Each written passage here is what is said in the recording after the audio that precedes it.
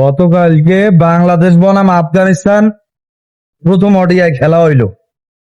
ঠিক আছে, আমরা খেলাটা দেখলাম।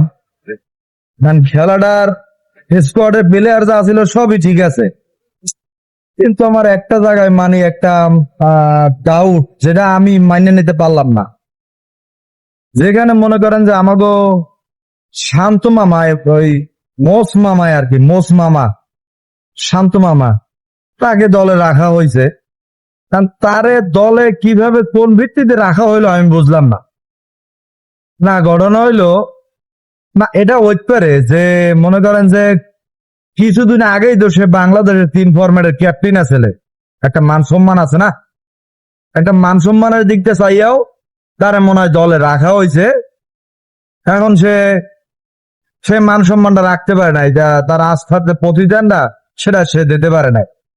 সে কি করলো, 5 বলে 2 রান করিয়া আউট।